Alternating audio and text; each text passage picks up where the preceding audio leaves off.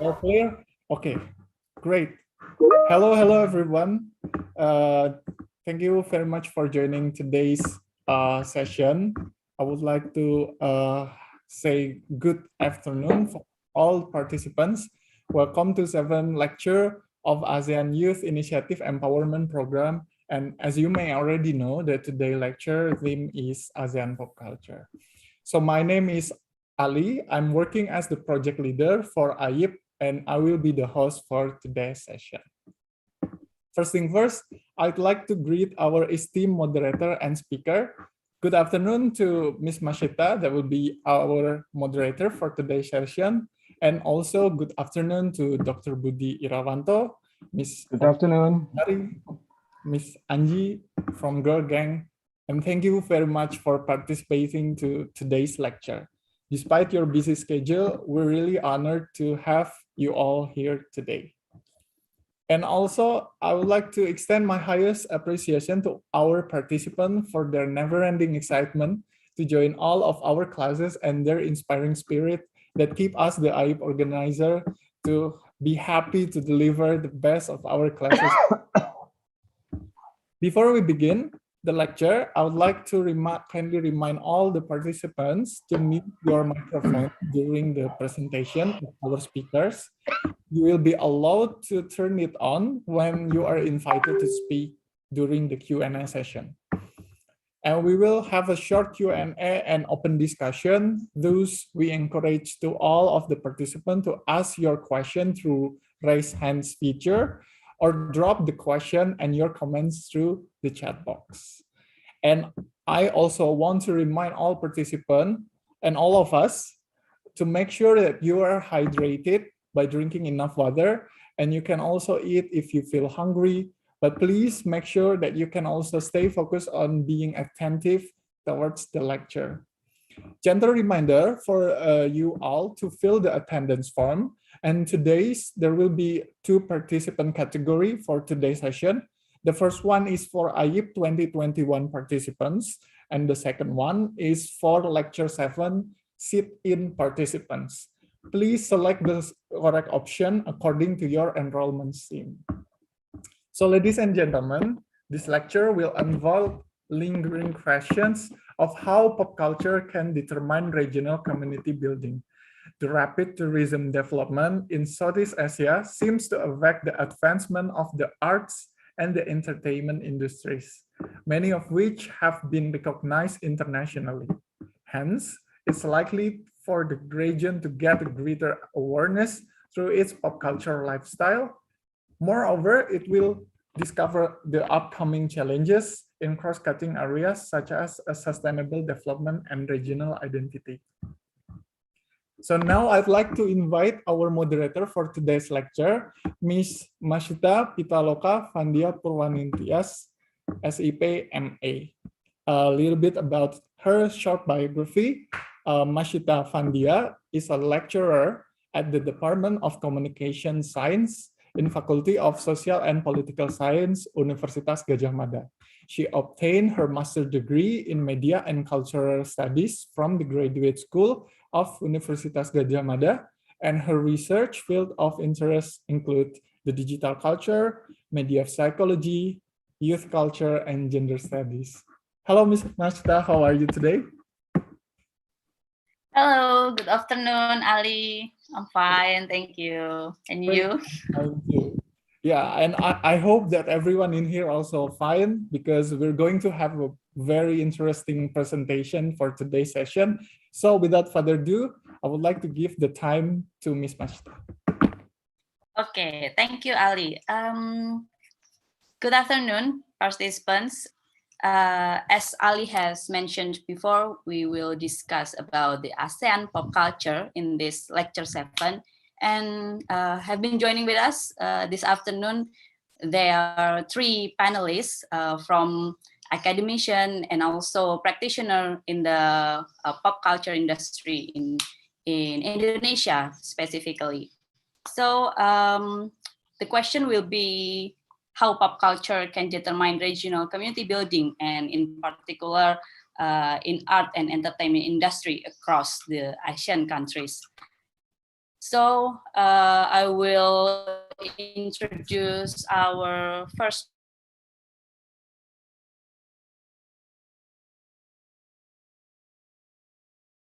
panelist. He is in Science, Universitas Gajah Mada, Mr. Budi Irawanto. He is the founder and also the director of Jogja Netpack Asian Film Festival since 2008. And he is also known to be active in the movie industry through his involvement in various film festivals. So yeah, I think I will not prolong the introduction. Let's just hear directly from our first panelist, Mr. Budi Irawanto.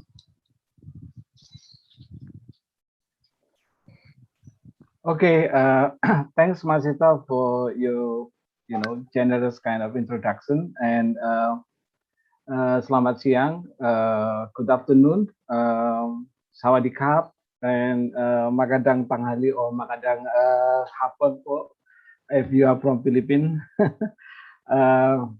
Okay, so I think it's quite an honor to give a lecture in this program. I'm happy to accept the invitation from ASEAN Studies Center in Gajah Mada. Today is actually the topic is my research interest, popular culture or pop culture, if you like to call it. My presentation or my lecture today entitled Pop Culture in Southeast Asia. So I think it's better I share my slide so it's easy for you to follow my presentation. Okay. Hope you can hear my voice clearly. Is it right? Can you hear my voice clearly, everyone? Yes, Mr. Budi. Okay, thank you. Okay, so let me change to presentation mode, so it's easy then to follow.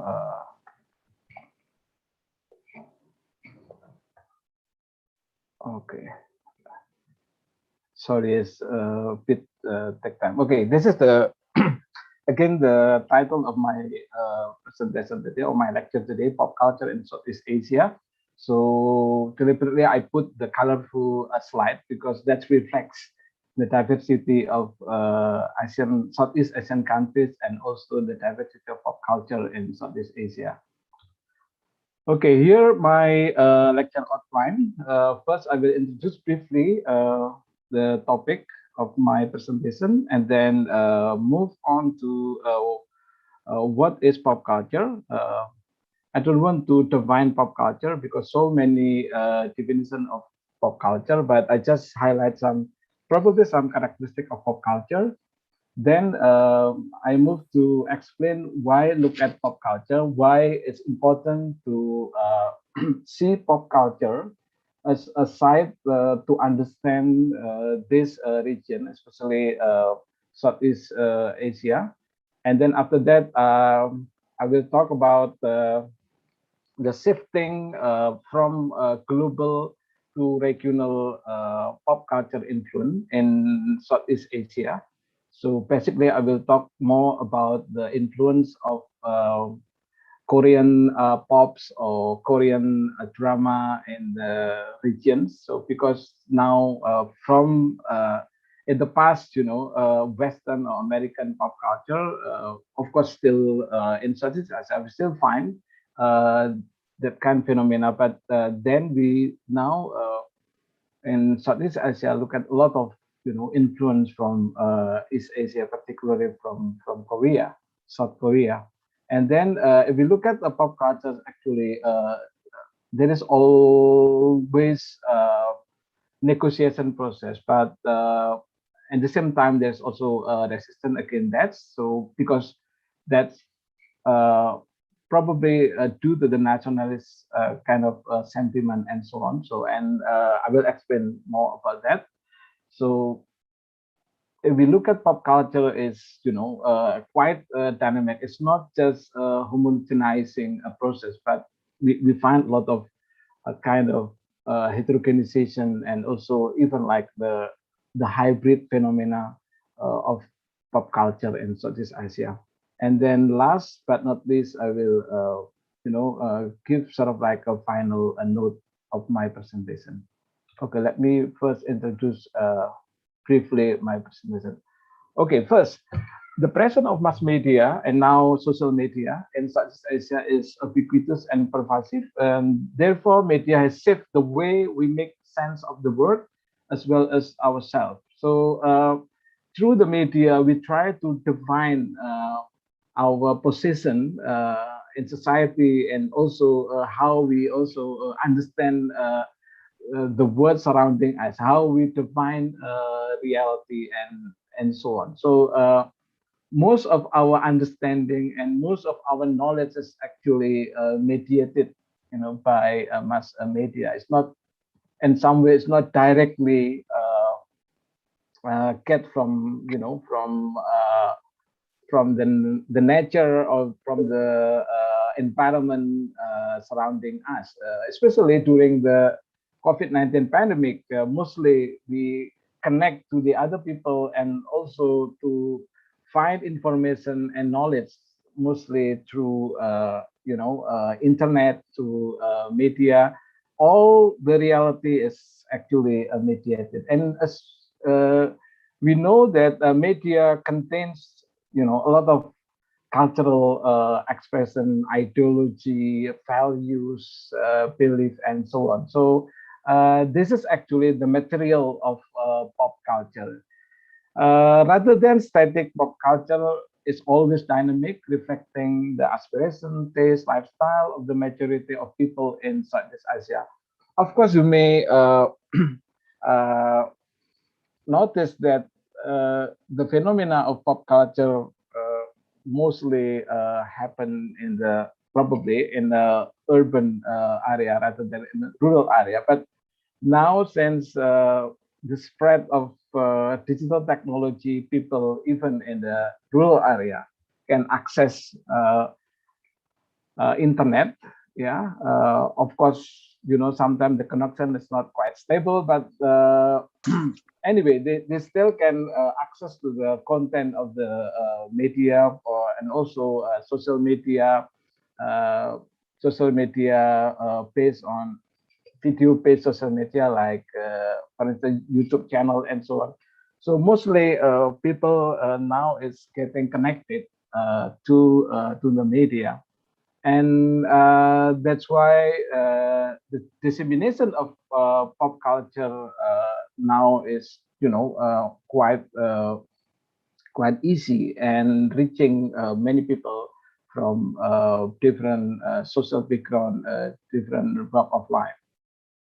And pop culture perhaps indicate the level of openness or inclusiveness toward foreign culture, and therefore the degree of democracy among Southeast Asian countries. So I think pop culture only grows, and develops in the setting when the idea can be actioned freely, and people also have a sort of like a freedom to choose what kind of lifestyle they want to be, and what kind of identity they also identify and so on. So in this context, we can see that pop culture mostly vibrant in the setting, and at least in the democratic kind of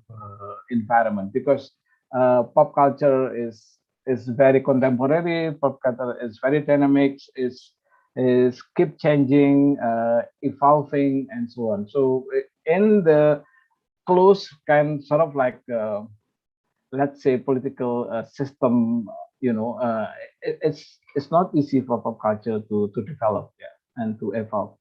Of course, pop culture probably still how to call it adopted in certain or particular kind of social group, but it's not developed massively, because you know this kind of culture requires sort of like more open and yeah, more or less democratic kind of environment.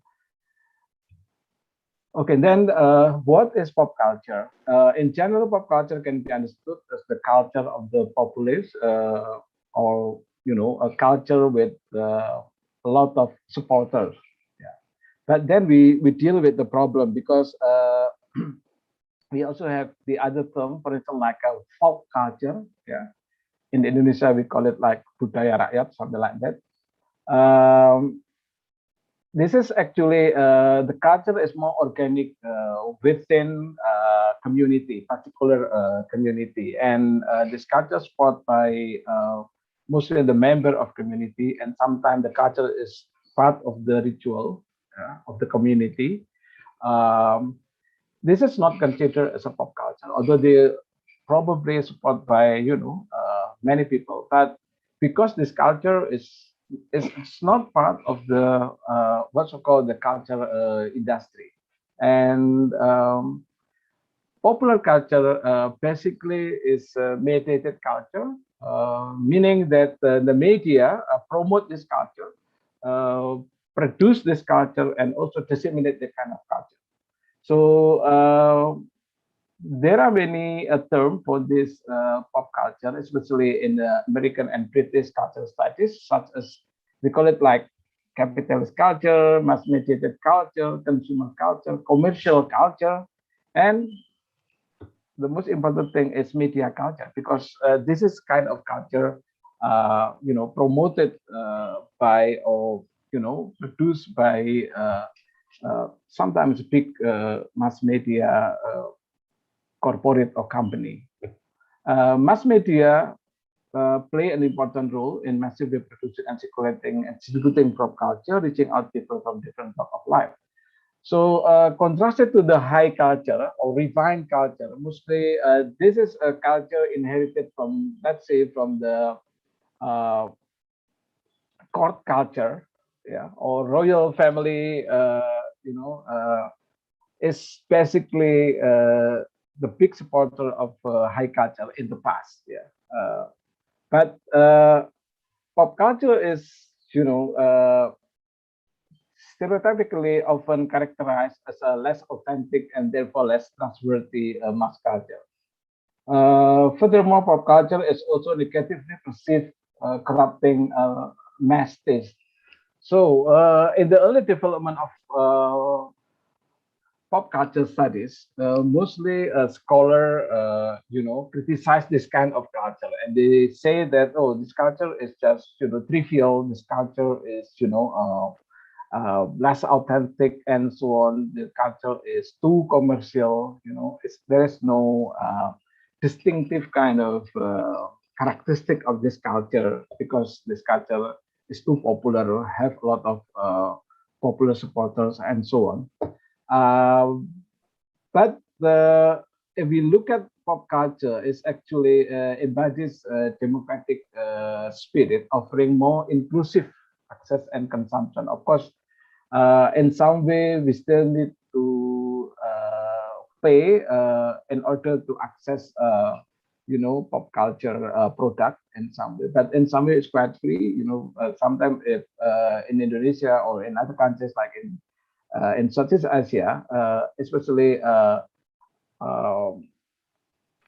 what's so called free terrestrial television station, is freely we can access, freely. You need to pay for the program, yeah. Mostly like public television, yeah. In Singapore, they have I think 4 or 5 channels you can access freely. But if you access more specific kind of a program, you need to subscribe to like cable television or special kind of channel. But still, we still can find free access to public television. And this pop culture can be an expression of particular identity, as well as lifestyle. So this is just some main probably characteristics of pop culture. In some way, some scholars said that pop culture just justify what so-called the capitalistic kind of culture, because pop culture also promoting like consumer culture or consumerism among the supporter of this culture. So yes, the criticism is, I think, quite fair, because if you look at pop culture in some way has sort of like profit motive as well. When certain kind of media produce this culture is actually with intention, to get money or to seek a profit. Yeah. Then our question is, why is so important to look at pop culture? If we consider pop culture, like I mentioned before, in the first stage of pop culture studies, most of scholars say that pop culture is so trivial, so let's call it inauthentic, and so on. I think there are other sides. If we look at pop culture, first is to gain a better understanding of the relationship among particular cultural form, for instance, like entertainment, social order, and democratic possibility. So sometimes the idea about the need for more democratic space is encouraged and inspired by pop culture. There is an interesting example when the North Korea government tried to ban uh, the influence of South Korea drama or K drama, because they say that this kind of TV program promote kind of freedom, because then from Korean drama, people in the North Korea learn about the equal relationship between male and female, men and women, and they also find that South Korean people is more wealthy than people in the North Korea. And I remember when Indonesian first President Sukarno visited Hollywood, and he prized the Hollywood film because by watching Hollywood film, Indonesian people then eager to to struggle to get a better life, because they see the lavish lifestyle there. They see a good car there. They see the fashion and everything from film, and then according to scholar, this inspire for revolution. So actually, pop culture can inspire the need for freedom. To seek an answer, I think I quote James Carey, this American communication scholars who wrote the Communication as Culture. He posed a question regarding pop culture. First is, what is significant of living in the world of meaning conveyed by popular art? We can change popular art with popular culture. So how we define our life and how we actually deal with meaning conveyed by popular culture. The second question is, what is the relationship between the meaning found in popular art, or we can also change popular culture, and inform such as science, religion, and ordinary speech? So here, I think James Carey still differentiates between pop culture and religion, science, and ordinary speech. But in fact, we found out that even we also find pop culture and religion at the moment. A lot of in Indonesia, especially, we find that what so-called the Islamic inspired kind of movie or films. We also have like Islamic song nasid, for instance, and also in Malaysia, I think they also have nasid. So we see that even religion, is not immune from influence of pop culture now. How in modern time, the third question is how in modern time is experience cast up, interpreted, congealed into knowledge and understanding. So I think our experience now, like I mentioned in the first slide, that is actually shaped by the way the media represent reality, how the way media represent word, and then we from that we try to get sort of like a knowledge, derive a knowledge from media represented and also understanding, of course. And the last uh, why look at pop culture is to comprehend the nature of contemporary culture, especially in Southeast Asia, marked by cultural exchange, confluence, and interreference. So, if we are talking about the Southeast Asian or ASEAN pop culture, it's basically we look at the process of, in not in a linear way, but it's more like a two-way direction. Yeah. One country affect the other country and the other way around. So it's not just simply one country, dominate the other country. No, it's when we are talking about culture, there's quite, dynamic kind of process, interactive and so on. Okay, so let's move to the portrait of the pop culture in Southeast Asia. Pop culture in Southeast Asia tends to be perceived, in the past as a westernization, a form of westernization or Americanization, if you like, or in a negative connotation as Westoxification, because in the past everything from the West is toxic and create a problem with the local culture, have a negative impact for people in the Southeast Asia. But in a more positive way, American pop culture is also desirable. It's a symbol of modernism, progress, and also freedom. Let's say from American films or American TV program, we then know about, let's say, oh, then in America there is a phenomenon so-called single parent. Also in South Asia we also see this, but then the family is not necessarily like nuclear family with father, mother, the complete, with a complete member of family, but sometimes only mother or only father. We can learn from that,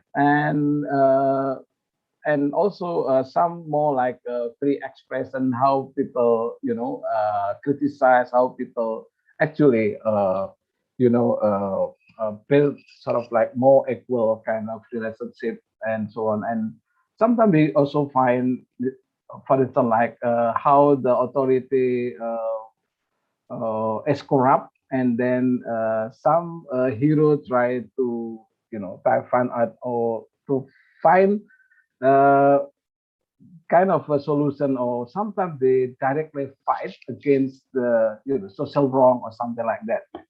If you watch some of the superhero film, you find that there is a problem about the, for instance, like law enforcement and and the lawless situation, and then the superhero restore the condition, and make law or something like that work again. So rather than being passive target of extensive spread of global or American pop, particularly American pop culture product, Asia has been creating some regional culture center, such as in East Asia we find like Japanese and Korean pop. In from Japan, I think up to now we still find out like manga, anime is are quite popular also in Southeast Asia. We also find the other regional cultures like South Asia, for instance, like Bollywood film and music is quite popular in South Asia region, for instance, like in Pakistan, in Sri Lanka, Bangladesh, and the other country in the South Asia region. In South Asia, this is just one example, for instance, like pop Islam. Yeah, it can be a music or probably a film. In some region where Muslim is a predominant kind of community, for instance, like uh, certain part of Thailand and Patani, or some part of Philippines in Mindanao or in Malaysia, and also Malay ethnic group in Singapore and Indonesia. So this is also sort of like some regional cultural center. So instead of globalization of pop culture, now we are dealing with regionalization of pop culture, especially in Southeast Asia. And despite its ASEAN culture influence, particularly Korean, there are also cultural interpretation and cultural confluence among Southeast Asian countries. Okay, just to give you an illustration, here is probably you from Philippines and also from Thailand. Quite familiar with this one. This is the popular um, group music group from Korean. This one, of course, this one Blackpink would tour in Jakarta, but Blackpink also tour and travel in many capital city in South Asia, in Philippines as well, in Bangkok, in Thailand. This one also. This is just an example. The spread of Korean pop music in Southeast Asia, and also they inspire local music group. For instance, in Indonesia, there are sort of like imitate the kind of music group, and also in Philippines as well. I cannot remember the name of the group, but the way how they make, for instance, like video music uh, or video clips uploaded into YouTube channel is almost similar in terms of costume, in terms of the how to call it, the music composition, in terms of the dance or choreography is almost identical with Korean pop. So we can see this influence from Korean or East Asian, culture. So if you look at the statistic here, I quote from Indonesian news magazine Tempo, 7 June 2021 edition, that the number of views of K-pop on YouTube channel from 2018 to 2019, we can see that the biggest one, of course, from Indonesia, because 2.62 billion views on YouTube channel. I think this is, reasonable because Indonesia, the country with the biggest population, and followed by Taiwan, Vietnam, even like compared to United States, still Korean pop popular among people in Southeast Asia, right? Okay, this is the way how the Korean government, I think, promote Korean pop by invited some of the leading artists across Southeast Asia, from Indonesia, from Cambodia, Vietnam, Thailand, Myanmar. It was so-called ASEAN Fantasia 2019 ASEAN Republic of Korea commemorative summit concert in Changwon Velodrome, in I think in South Korea. So, like I mentioned before, there is negotiation as well as resistance. While large media corporation or culture industry tend to homogenize the expression of pop culture, we can still find many ways to negotiation as well as resistance against that culture, because we still have what so called impulse to protect a local culture, or simply a xenophobic sentiment. Sometimes some politicians, in their speech say that, there are foreign culture invade our country. It's not fit with our national ideology, national character, and so on. Although I'm not quite sure if there is any clear, strategy to deal with that, but at least the process of what's called cultural diffusion is not as simple, but it's quite a complex kind of process because it's a negotiation. For instance, like despite acceptance or adoption, the negotiation process takes place in many aspects in popular culture, fashion, music, TV program, film, and the like. The result of the process is a mixture or hybrid of the two cultural elements, which is not completely identical with the origin and can be seen in the remake, for instance, like Korean drama or film in many Southeast Asian countries. So just to give you an illustration, this is, some example of Indonesian remake of Korean film. This one is actually a horror genre. The original title in English, Whispering Corridors, and then adapted, I think in 2015, probably, if I'm not mistaken, Sunyi, um, um, directed by Awi Suryati. So if you look at this, of course, you still find similarities, but some of the local element involved. Probably the main narrative, the main thrust of the story is similar, but then you also find some more local element and little bit tweak of the story in some part. Yeah, it's not just direct copy of the original. So that's why this is remake, meaning that you have the original story and then you develop and you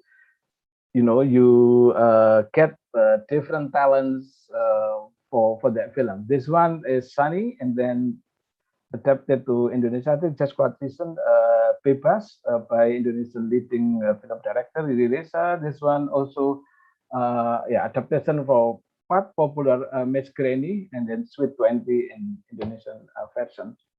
This is also a Thai remake of Korean drama series of my. I think this is a sort of like a pun. Yeah? Oh my God, and then they change. Oh my goose. This story because the main character is how to call it, there is a spirit, someone who can die and the spirit try to find the human body, and then in order to to free the spirit they must have a sort of like a romantic relationship and so on. So this also example. And of course in the Philippines, so many I think it's more than 10 a remake of a Korean drama. This one, I think, quite popular as well in Indonesia, Descendant of the Sun. The story between, I think, the military guy and it's a woman who work in the hospital. I think it's a surgeon or something like that. So if you look at this, even like, the the scene is almost similar, but yeah, of course they add some local element in this. And this one encounter is also, if you look at the story is about a Korean diaspora in the United States. They met, and then after that they part each other, and then meet again in Korea, something like that. The story is, it's more like a romantic drama genre. I like this one. This one is when in Indonesia there was a petition against advertisement using Blackpink as a model. There's a petition against that kind of advertisement because they said, oh, the Blackpink member did not wear appropriate attire or something like that because it's not against the Indonesian values and so on and so forth. So Then this is I think the Yogyakarta-based artist. His name is Akan Harahap. He created this one. I think I don't know if whether he used like Photoshop application or something like that. And then he changed this, completely changed this. They put like hijab or jilbab in this one. And the funny thing, in especially in on social media, I found out that the comment that pray Lord that in this Alhamdulillah something like that. Now the member of a Blackpink convert to Muslim. So, but of course, this is just digital manipulation. But I think if you look at this is actually we can interpret this work. First is of course um, obviously Akan Harap, the artist, just appropriate kind of the popularity, the iconic member of Korean girl group Blackpink. But at the same time, he put also the character and the famous female Muslim preacher Mama Tete in the center of this, in his work. Right? But also, this is probably part of the criticism because in some way Indonesia is getting, conservative, and especially among Muslim community. Some of the member of Muslim community, it's getting more conservative, more religious, more pious, and so on. And then they, basically against all the symbol of modernism, freedom, and so on. So this is quite interesting, and we look at again that actually in pop culture is a lot of kind of contestation in terms of sign, symbol, and so on.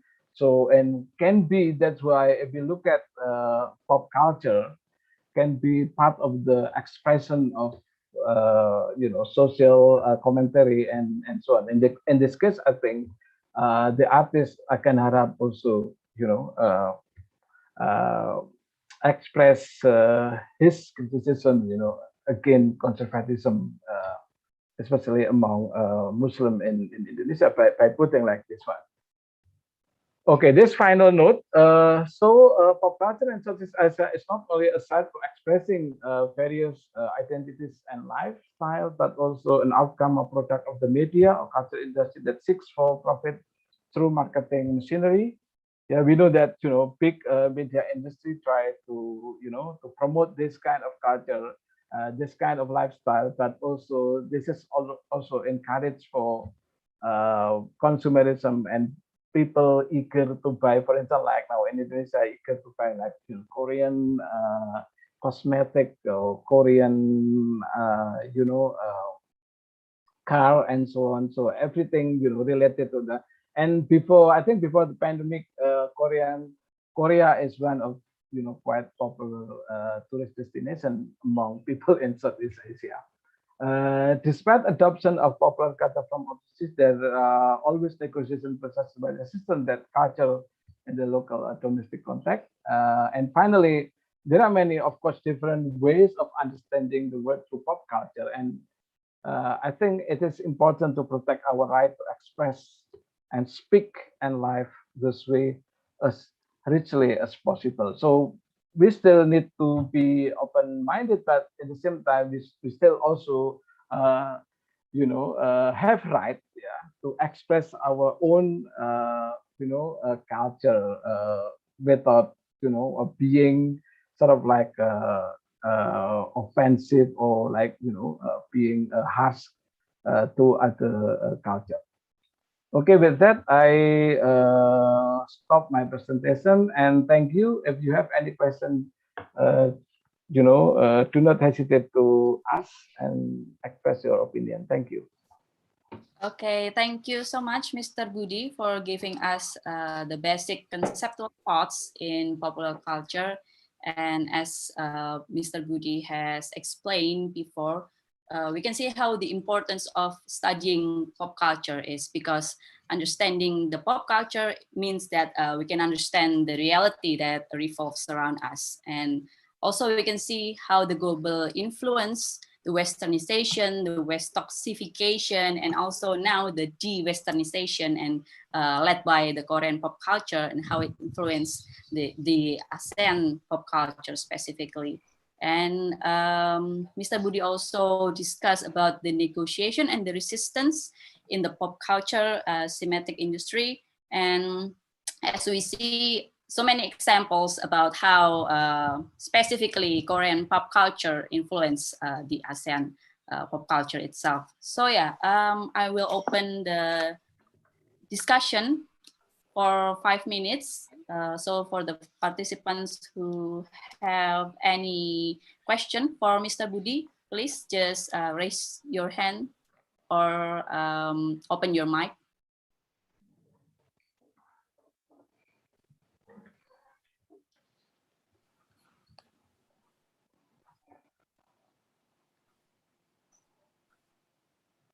No question.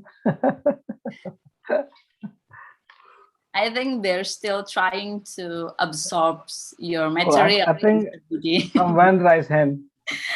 Okay. Jeff Mizel? Yes, please. Good afternoon, everyone. Thank you for the wonderful opportunity.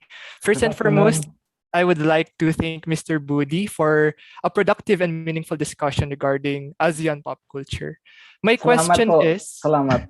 Maraming salamat po. Maraming salamat. My question is, the boys love genre, which is a media genre depicting the romance between male characters, is becoming known in Southeast Asia, where certain film and series production has already been made in Thailand, Philippines, and Vietnam. Given that Southeast Asia is relatively a conservative region, and the BL series has gained positive reactions among the youth, what does this development mean to the movie industry in Southeast Asia? Maraming salamat po. Maraming salamat. Okay, how to call you, Mitchell or Jeff? Jeff. Jeff would be fine po. Okay. Thank you, Jeff. Thanks for what. So I directly answer the question, Masita. Or we collect first all the question, or directly respond the question. I think just respond it first. Yeah, it's to be more interactive. Yeah. Yes. Right. Okay. So thanks for that question, Jeff. I think this is quite interesting genre, boys love genre, because this is actually, this kind of genre is in some way transgress the social and sexual taboo, especially in some part of society in Southeast Asia, because that's so the romantic, the affective kind of expression among same sex, right? Among boy or among male, and quite interesting because especially young people quite receptive to this kind of gender. They like the gender, both male and females, and I think that indicate that in some way, especially among young people, they are quite open-minded with a different sexual kind of expression, or probably in some way sexual orientation, and I think that's why I said that pop culture is actually push the the boundary, and also transgress some of the social taboo and in our society. And I think this genre actually promote for more open-minded dealing with sexual kind of expression, probably also issue about sexual minority as well, especially gay people in this context.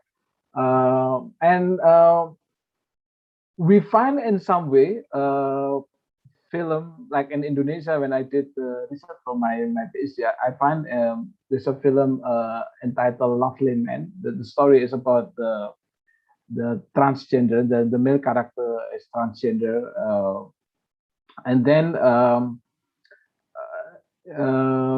his I don't know his or her his or her daughter from the village,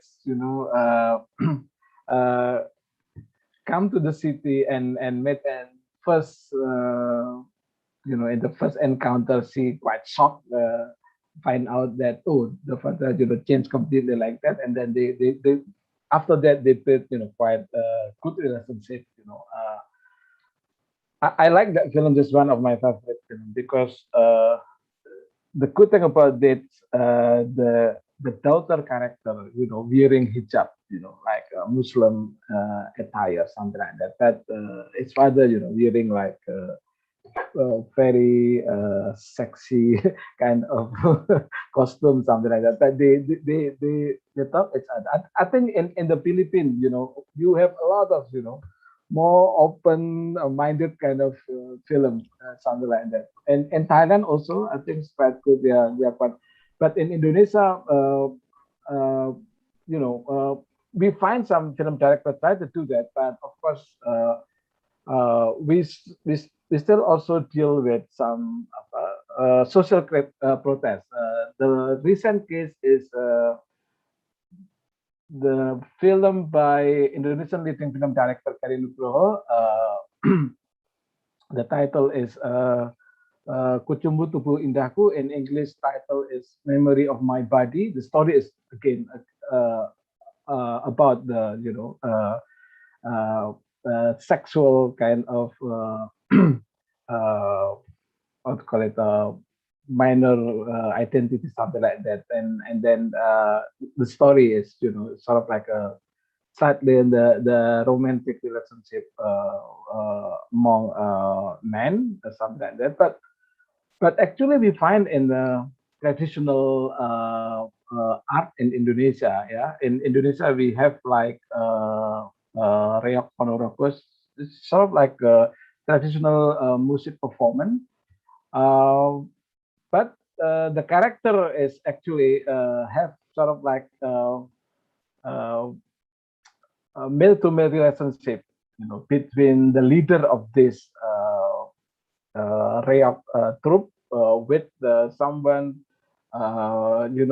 boys normally is nurtured to be, the player, something like that. But the relationship is, not between teacher and pupil, but also involve sort of like, I don't know, sexual or romantic kind of relationship.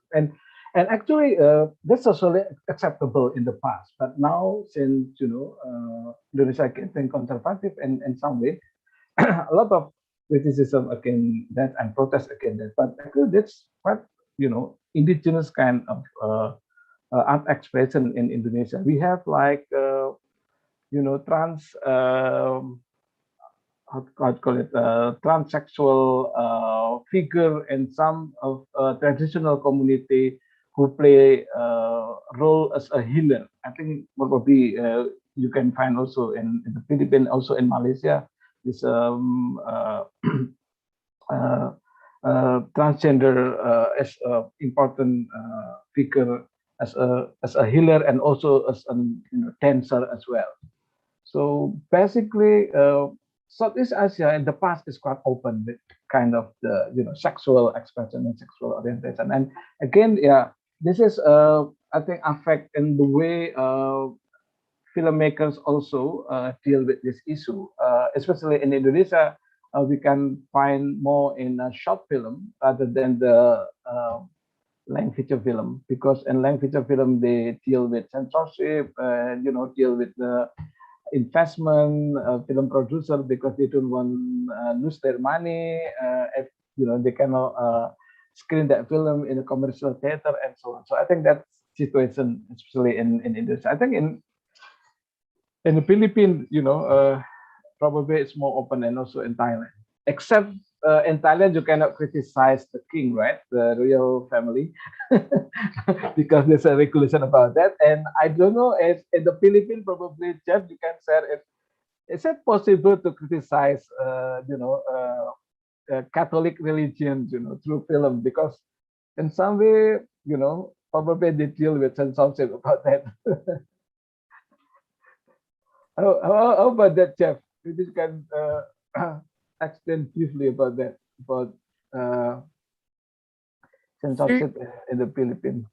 here in the Philippines, I guess we have a relatively free media Clear, yeah. wherein they could criticize through films Mm. certain institutions that we have here in the Philippines.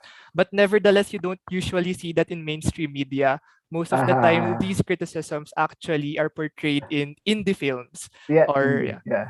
that's why I guess only a few number of people could actually watch indie films. Yes, And yes. I think most of the Filipinos right now are actually into mainstream media. But Mm. because of Netflix and other streaming services, we are Yeah. gearing towards the democratization of indie films wherein it could be accessed by everyone already. Mm. Okay, thank you, Jeff, for your sharing. Thank you po. Maraming salamat po. Maraming salamat po.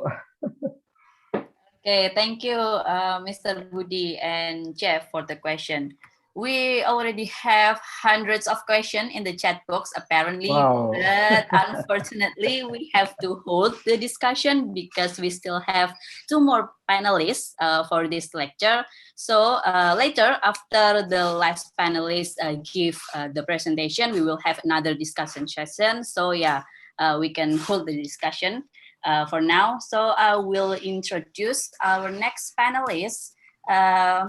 She is Oki Madasari. Miss Oki Madasari is an Indonesian novelist, essayist, and researcher, and she is currently a PhD candidate at the National University of Singapore. She is a famous novelist in Indonesia, and me myself is one of her fans of her works. And so yeah, she has won Indonesia's premier literary award, the Kusala Sastra Katulistiwa Award, for her third novel, Mariam. This award was formerly known as the Katulistiwa Literary Award. And as for now, Ms. Oki has published 11 books, including 5 novels and 4 children novels since 2010. And she is also known for her exquisite portrayal of Indonesia's social and political condition.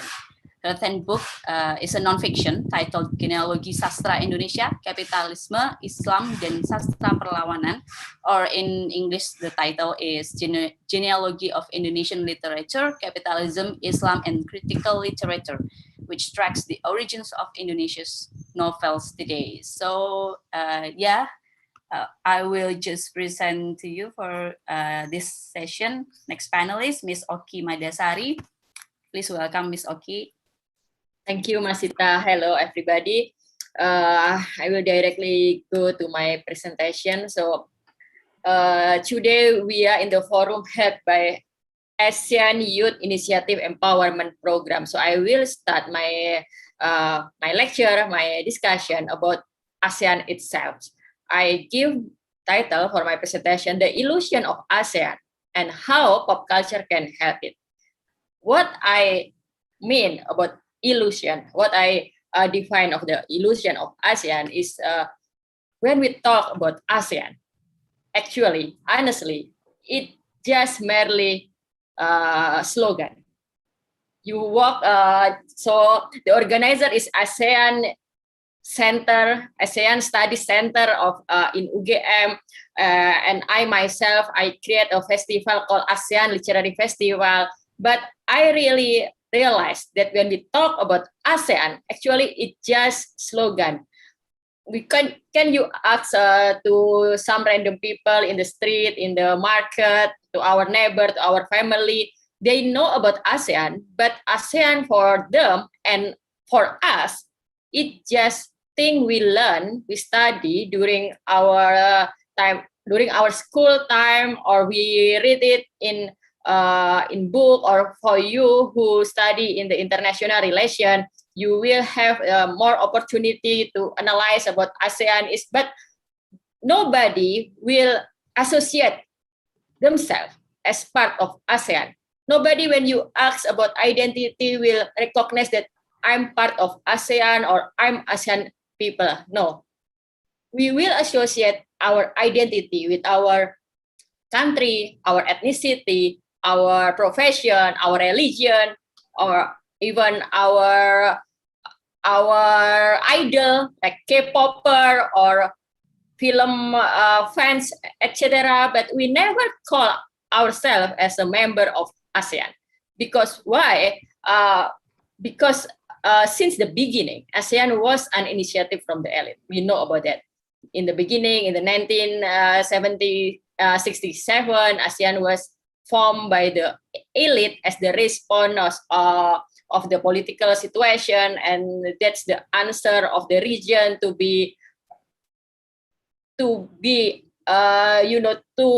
play between the two big power in the world, between the West and Uni Soviet, etc. But that's the fact. We use many other personal factors as a source of identity, but never our membership of ASEAN. So there is the gaps, and we also know that there are so many gaps and differences among ASEAN nations. When we talk about Indonesia and Philippines, yes, there are several words we will find in our language. There is selamat, there is mata. There are several words I noticed about that. But actually, we are very different. Our language different, our culture different, our culture and political system, situation, economic different. ASEAN range from the small dictatorship country like Cambodia, or maybe small and rich country like Singapore and less democratic, or maybe the big democracy nation like Indonesia or Malaysia, and it's very different. So there is no single factor that can make us in one community, or in that make us in one sense of belonging, that we are ASEAN or we are in the one organization. So there is when we see our background, maybe one of the only thing, the only common thing between us is our experience of being colonized. But yeah, even that, we know that Thailand did not share this experience. So now, since several years ago, like in the last 5 years, we call ourselves a community. But it's never us actually that who call us community. That's decided by the elites. So our government, our foreign minister, our diplomat, our president decided that we are community. So we call ourselves as ASEAN community. But what does it mean to be community when the people doesn't feel that we are one community? That's the question when we're talking about ASEAN. So this is how ASEAN has got. It's about political reason, economic purposes. Political reason, like what I said, since the beginning, it's about the global politics. There are two big power, the West and then Soviet Union, and then it's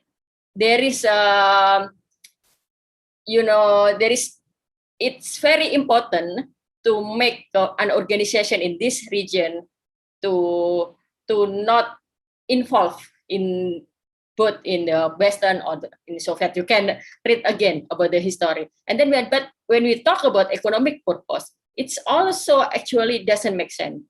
You can see the data. The trade among the ASEAN member is only 30%. So the block trading is only 30%. It's a very smaller. It's smaller than the intra-trade. I mean, when Indonesia has the relationship with India or with the Japan, it's bigger than the ASEAN itself. So when we're talking about economic purpose, it's also small.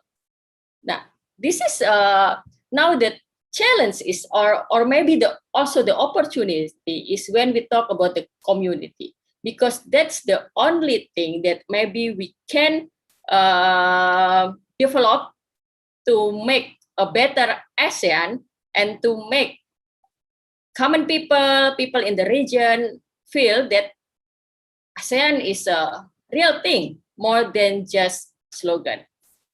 So what do we need when we want to build community? First, we need sense of belonging. Sense of belonging that yes, we are one region. We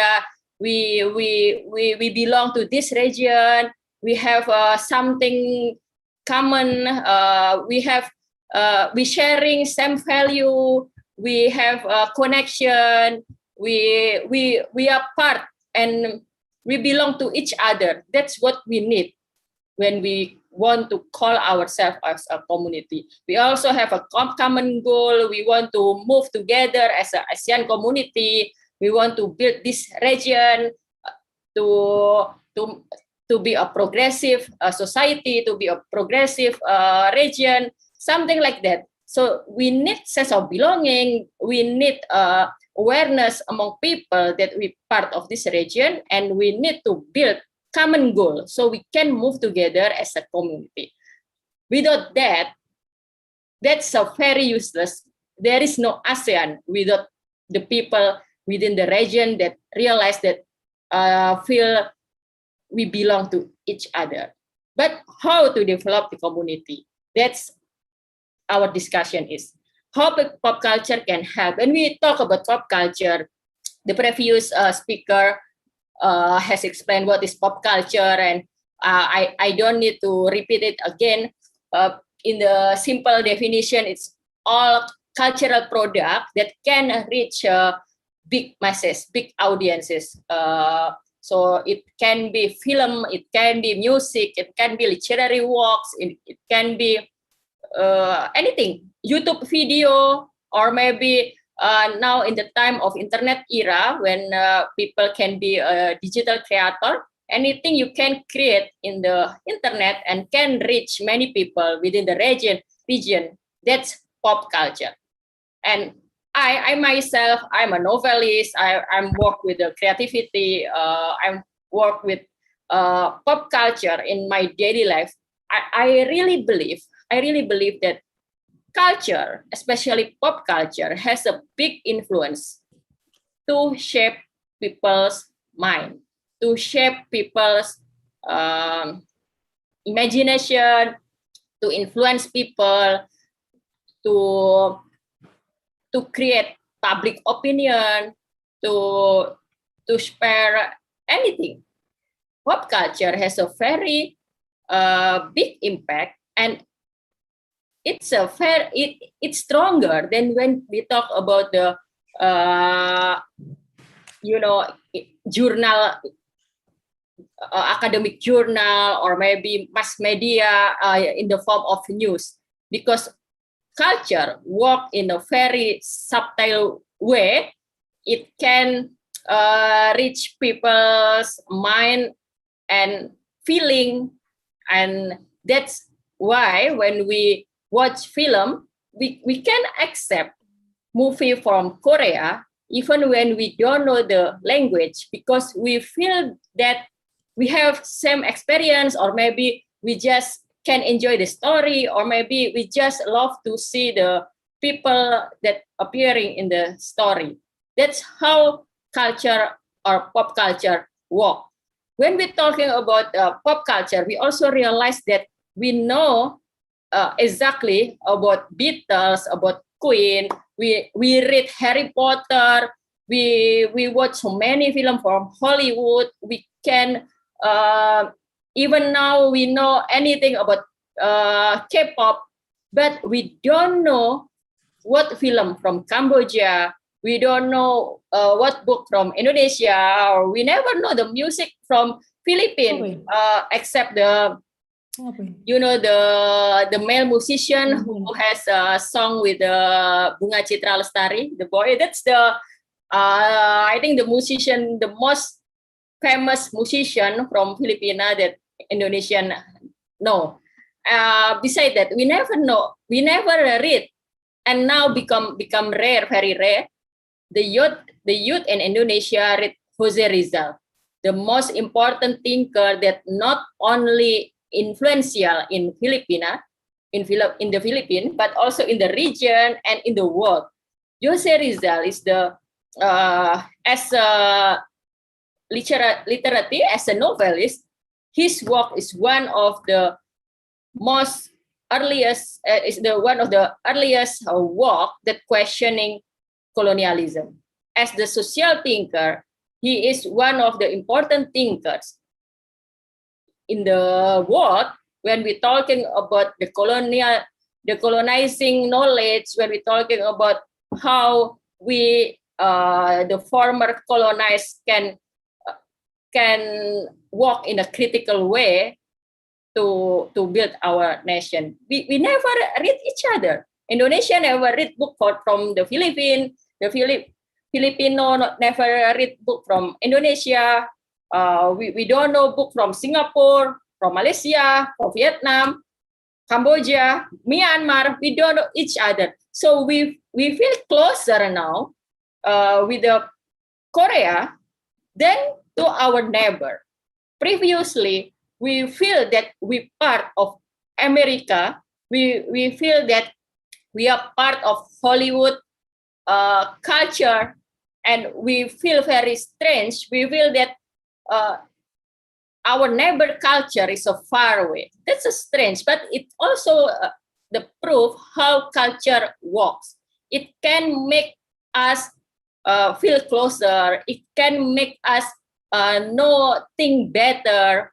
Now we can also, even when we never visit US, we can mention the name of the state in the US. We understand we know the history of the US in a very good way.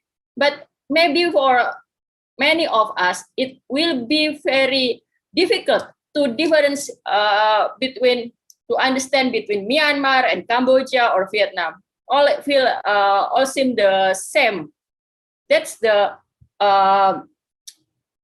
how film or music can give us knowledge that maybe cannot be done by academic paper.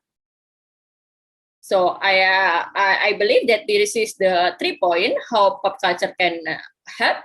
First, to build sense of belonging, togetherness, because when we enjoy music from each other, we enjoy the film from each other, book from each other, we can have sense of belonging. We feel close, and then we feel that there is togetherness among us. And pop culture is also very important to create imagination of the region, because we share knowledge from book, from music, from film, and we learn from each other. We can build imagination what we want to do to make a better region, what we want, what kind of region we want to have in the future. We can imagine what happened in this region in the next 20 years, in the next century. And because we have learned from each other, we share the common imagination. And the last is to create creative and economic networking among creators, artists, writers. When I have mentioned that the fact is the intra-trade among the bloc is only 30%. So when we make connection from the pop culture, from the creator, artist, writer, we can help to boost the economic. And we can also share market. Indonesia has a very big market. Malaysia also has. While the Singapore has money, but Singapore doesn't have people. They are a very small country. They don't have a big audience to generate anything. They don't have a big audience to enjoy the film they produce. So we can make connection that we can support to each other, and we can make a real market for each other. This is one of the example what I have done. So I create ASEAN Literary Festival in 2014. Basic ideas is like what I have explained before, that we in ASEAN, we in Southeast Asia, we don't know each other. When I started ASEAN Literary Festival in 2014, I know nothing about writer from Singapore, from Malaysia, from even more from Myanmar. And I never read the book from the countries, but I read book from England, but I read book from US, of course. That's why I initiate this program, ASEAN Literary Festival, as a hub to give opportunity for writers in the region to meet, to discuss, and maybe to generate ideas, and most importantly, to promote their work and to promote their ideas to the public in general. So it's not about make connection among the artists, but also how their work and what they have, what their ideas can be known by people. That's about ASEAN Literary Festival. And now this is my latest project. This is a very new project. I make this website as the hub for artists in the creator in the region to collaboration. So where the ASEAN Literary Festival is a place to meet, to discuss, to promote this project, OMG My Story, allow the creator to interact each other and then to create work together. This is one of the examples. So this is work by Cyril Wong from Singapore. Cyril Wong is a famous poet in Singapore. He worked together with the Gu Franas, with the illustrator. The name is Gu Franas. Gu Fran, until right now, is living in Lampung, in a quiet remote area in Lampung, while Cyril Wong in Singapore. Because of my website, they can meet each other and they can create collaboration. They can collab because from Cyril Wong, he is a poet, so he create the narrative, he create the story. And Gufran, he is artist illustrator. He make illustrator from Cyril's poem. The result is a comic. It's a comic strip that combine their ideas. So they make collaboration even when they never know each other. They have never met each other. So it's because of this platform. So what we do now to make ASEAN as the real community, we need first that support. Second, people initiative like I have started with ASEAN Literary Festival, and then my project OMG My Story, and then third is collaboration. This is the era when we live in the era when we have so many opportunity to make collaboration with everybody without, there is no limitation for us to do anything. When now I'm in Singapore, but I can work with my illustrator from Pati. Pati is a small city in Java, with Gufran in Lampung, in Malang. We can create anything together. That's what we need for to boost or to make ASEAN as the real community. We can do that with the pop culture, because pop culture allow us to generate ideas and also to influence people. And while we do it, the creator itself, they make economic networking. So the creator can also earn money from all the network of the initiative, and it means that the word of ASEAN or ASEAN can be feel real, we can know that, oh, ASEAN is a real thing. ASEAN is not only jargon, it's not only a high-level meeting or annual meeting of the minister, or it's not like what we learn in the school, but ASEAN is about what we do know now for the people in the region and what we imagine of the future of the region. That's I think that's enough my presentation. We can continue with the discussion. Thank you. Okay, thank you so much, Miss Oki. And I think Miss Oki opened the presentation with a very interesting question.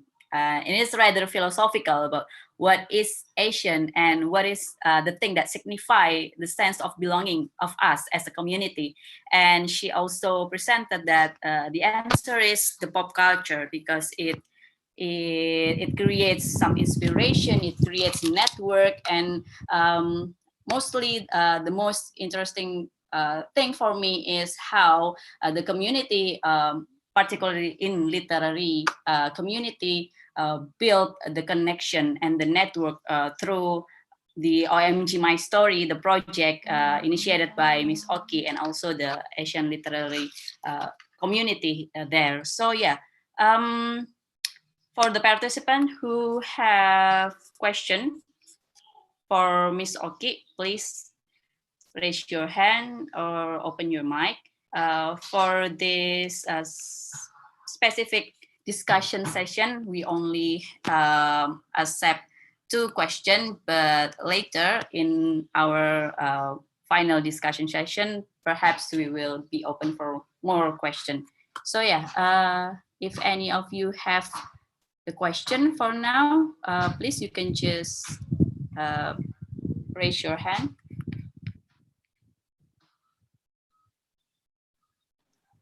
Oh, Alex, I think has already written his question in the chat box. Hello. I will read it for Miss Oki. Hi, Prof. Oki. Thanks for the refreshing presentation. In your opinion, which country in Southeast Asia would have more soft power to influence pop culture in the region? Yeah, I think, I believe that all of us have a big potential. I'm Indonesian, so I know Indonesia better. So I can say that Indonesia has a potential because I know it. But I believe that Philippines, Malaysia, Thailand, Singapore, Myanmar, Vietnam, they have their own potential. What we need to do now is to recognize it. What we do now is to boost each other and to exchange the ideas, the culture. Because why we never know about the film from Singapore or book from Singapore? Because they have only small market. It's very difficult for Singapore to create a creative work that influence to the region, because the market is very small. That's just the fact. So what we need to do is to promote it, to do together, to make a connection between the countries, so we can spread the idea. Yeah, that's a lot of good movie in Singapore, but that's only the fact that Indonesia never see that. Except you are a film critics or you are film, you are part of the film community, and then you will need to see that. But for common people, we never see that. Yes, just that it hasn't reached your part of the work. Yes. Yes. Okay. Thank you. Thank you, Miss Oki. Alex, if you still have something that lingering in your mind, perhaps you can just like open your mic and talk directly to Miss Oki. Yeah, if I think the chat box is I delayed. hope I'm not taking too much of everybody's time.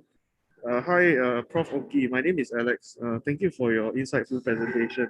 So I'm actually just thinking deeper from what you said. from your presentation, right? So this is based on my understanding. When you said that there's no good movies, first of all, okay, before that, I think as a region, right, many years ago, I attended a class, and then there was one of my teachers who's very old and into performing arts. He said that in Southeast Asia, after the Hallyu wave, there will be Indonesian pop culture.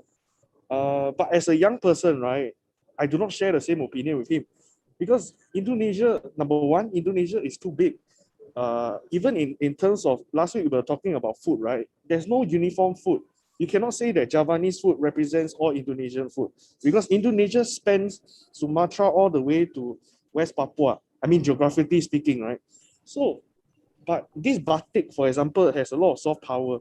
But I think at the end of the day, no matter how you do it, if it doesn't reach your part of the world, or at least to the west, right, to America, then nobody would know about it because they are they generate most of the pop culture discourse, right? But in Southeast Asia, most of the time we're not trendsetters, we're just following and following. Singapore has a lot of good movies. I'm not saying that because I'm Singaporean, but I think at the end of the day, the message is if it doesn't reach your part of the world, then there's not really any soft power in terms of pop culture. Yeah, but that's just my opinion. Yeah, but I also believe it has something to do with our mentality as a creator and also as a audience, because we always think that product from our neighbor is not good enough. I want to ask to you, Alex, have you seen a film from Indonesia? Yes. Recently, I watched one in London. It's called Bumi Manusia. I like it a lot. Only that? Yeah, that's the only one recently I watched. Yeah. There's a couple of movies, but I'm not motivated to watch an Indonesian film, like because I'm not in Indonesia. I don't have Indonesian friends. I'm caught in my own bubble. Yeah. So you have Indonesian friends. You are Singaporean, but I can say that you know nothing about Indonesian film. Moreover, Indonesian literary work or Indonesian pop culture, right? Because it's just the same with what Indonesian think about when we talk about Singapore. We know Singapore. Indonesian visit Singapore every month or some people every week, but they never know about film from Singapore, music from Singapore, and book from Singapore. What we need to do is to do in a very radical way to promote our cultural product to each other. Because what I have to say previously, we are still in a very inferiority complex when we're talking about the consumption of cultural product. So we prefer only watch film from Hollywood. We prefer to only listen to music from England, and now K-pop. It's very interesting to see why we feel closer to Korea than our neighbor. That's why platform like this, a place where the young ASEAN meet, we need to do something together to boost our cultural product together. I agree on your point of the inferiority complex from the point of the consumer, right? But I also think that let's take this case study, right? Why Koreans probably feel the same way with Indonesia prior to the Hallyu wave. But why Hallyu wave picked off was the fact that because Hallyu wave, they produce music videos faster than the Americans. In fact, statistically, it's like 5 or 6 times more if you can search. That's how it has catch up. And you know, pop culture, right? They were saying that, oh, is inferior to high culture. But I think the fact that, you know, people when they produce, even if it's nonsense, very bad music as compared to high culture, but they just keep producing in masses and high quantities, eventually you will hit somewhere. So I think from the corporates, let's say if you really want to push forth Indonesian culture, Indonesian pop culture and all that, is really about people with power and money, right? Trying to push this industry forward. And I agree on the point of inferior complex, but I think as a consumer, there's nothing much you can do. We have this colonial hangover. We just think that okay, the West, they're all better, they produce, they have been doing it. I think it's quite well, you know. But at the end of the day, at some point, I realized after watching the movie, like, how come there's, you know, things like, oh, how come there's no Asian representation? Yeah, but I'm just talking too much. Yeah. Thank you. Okay, thank you, Alex. Okay, thank you, Alex and Miss Oki. And I have been informed that Mr. Budi want to give some response to this. Mr. Budi? Okay, thank you, Masita. I think I would like to respond. I think three questions is directed to me. First from Sunny from Malaysia. Thanks for the question. Terima kasih. Basically, the question is about uh, what kind of pop culture emerged or developed during the COVID-19 pandemic? Is any other evolution of pop culture in ASEAN? You know. During the pandemic, I think what kind of pop culture emerged is, in my opinion, is based on what so-called screen culture, because now we interact with each other through interface to screen, and here screen is not only the material things, but the screen can be the point of creative drive for the artist to create artistic work. Yeah. Some using a screen is not only just to know one is other, but put the kind of work using screen as a medium. For instance, in Indonesia, I think last year this online exhibition by a national gallery in Jakarta, and most of the performance is recorded.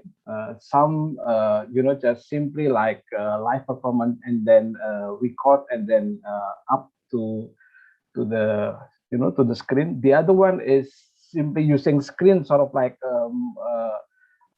point of creativity. Yeah.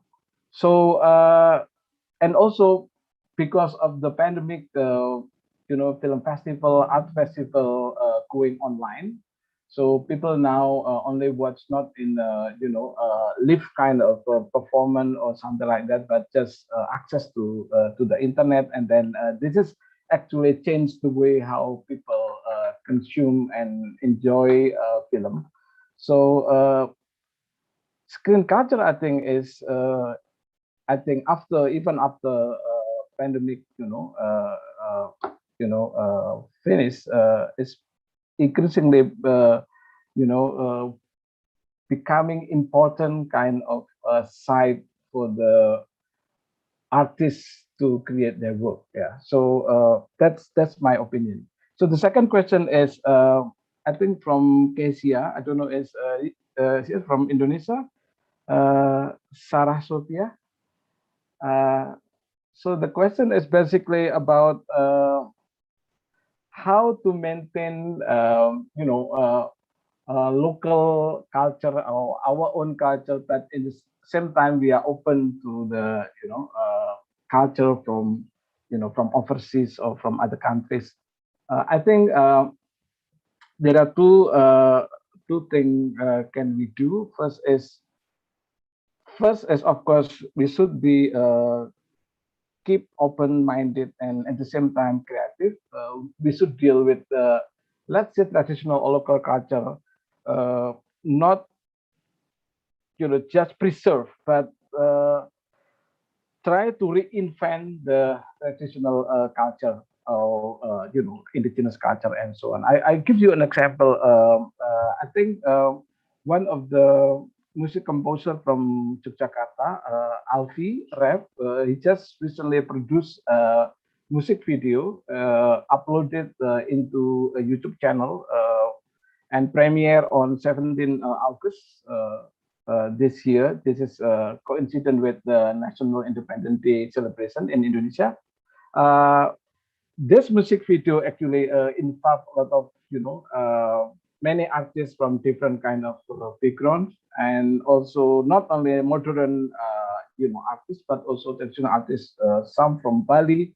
And I think the music video is, sort of like a mix between ADM, electronic dance music, with some instrument, some like sape. This is acoustic instrument from Borneo, from Kalimantan, and also gamelan from Bali and from Java, and then mixed together. So, in my opinion, the modern should be treated not as a threat for the traditional. I don't want to thinking in sort of like a binary kind of way of thinking, but this can be how to call it, like fusion between modern and traditional. So then, and the other thing, like but okay, already mentioned about the importance of to initiate collaborative work. I think that is also important. Now we can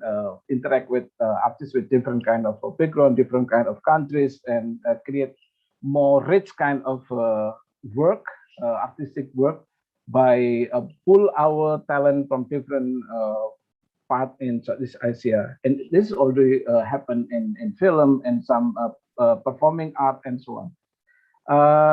The last question, I think, from Saif from India, is quite interesting about the how to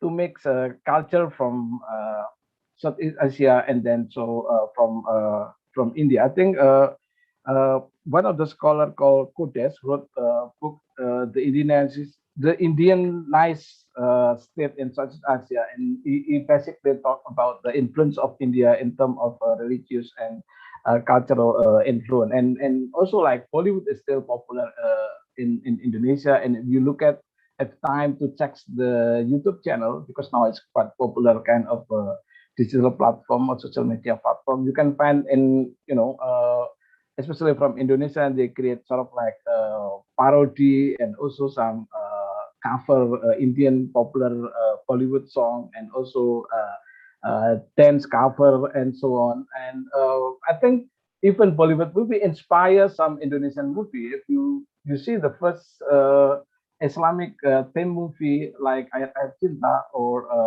Love Versus, is actually in some way the narrative and the look and the style inspired by, I think, most of the Bollywood film. So that's we find a lot, kind of influence of Indian pop culture also in Southeast Asia. Okay, thank you. Sorry if I Okay, thank you, Mr. exceed the Budi. time. It's okay. Before we are continuing the discussion, I think we have to move on to our third panelist first. Here with us already present the indie pop rock band from Yogyakarta. It's called the Girl Gang. It is formed in 2016, consisting of college friends Angie Sentana, which is already here in this forum representing her band. And there is Akbar Rumandung, the bassist, Edo Alventa, the guitarist. The formation of the band took place during a car ride one night to fill in the time between classes. Wow, it's interesting actually. And before this lecture began, some days ago, actually, I have the chance to visit their YouTube channel, and I have listened to some of their song, and I love the Bathroom Thrill so much. And the music video is also very creative, and it's very cute and very funny, and I feel delightful to be able to know them in person through this forum. So yeah, I will just introduce you to Angita. What should we call you, Angie? Angie. Okay, Angita, please, we'll give you the forum right now.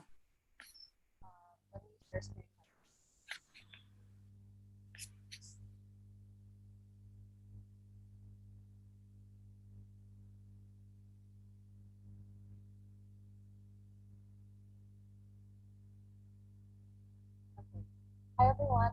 I would like to thank AYIEP for this opportunity to be in this lecture here. My name is Nikita Santana, but you can call me Angie for short, and I am the vocalist of Girl Gang. So my presentation today is going to be a little bit of a storytelling about who and what we are and our experiences being an Indonesian slash Southeast Asian band.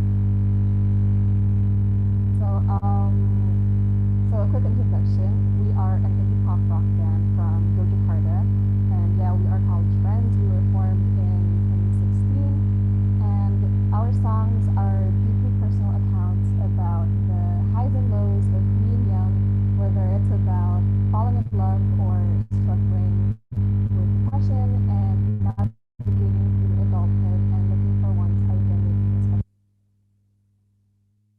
First took the stage in 2016 with only 3 songs up our sleeves, and then alongside Thrills, it was released as a double single in 2017, which has earned us quite the recognition.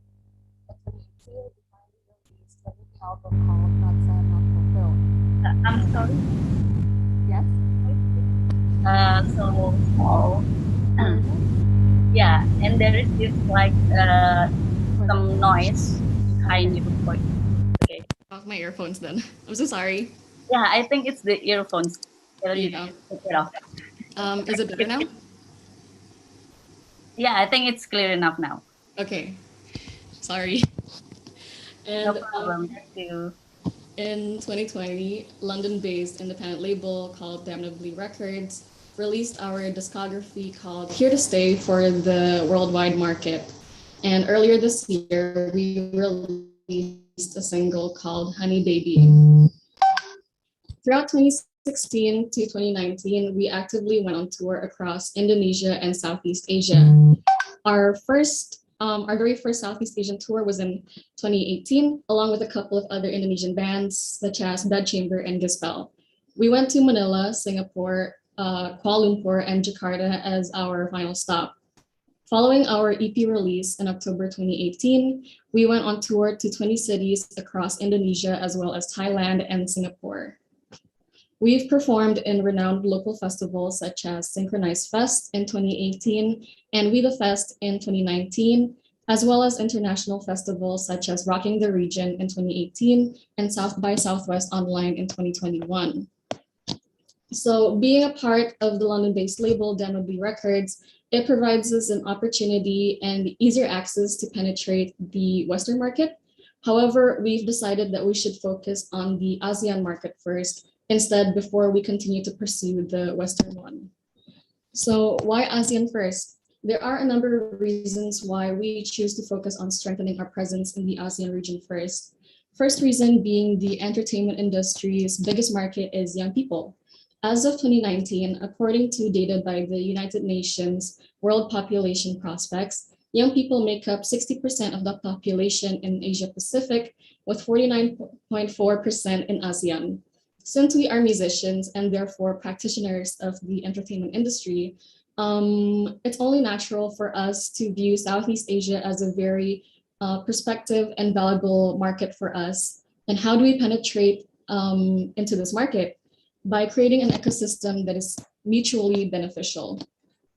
Secondly, the fact that Girl Gang was born at the grassroots level of the music scene in Yogyakarta means that anything that we do is based on strong foundations that emphasize camaraderie, networking, and community building. The rapid development of technology has made it easier for us to put our music to the world and reach out to fellow independent music collectives in different parts of the Southeast Asian region. This networking is extremely important in order for us to visit their countries and for them to organize our shows there. This networking also allows an exchange of opportunities between communities that benefit from this relationship, but also independent bands from, let's say, the Philippines can enjoy such benefit as well. In exchange, when they decide to tour to Indonesia, we host a show for them here. A third important reason is our geographical proximity and the freedom of movement amongst ASEAN countries that made it possible for us to perform in shows like Rocking the Region, for example, which is a Singaporean government-sponsored music festival that is hassle-free compared to if we were to perform in the United States, for example. So to wrap it up, the Southeast Asian music scene is rich with a variety of genres, ranging from pop to experimental music, and it is one to watch out for.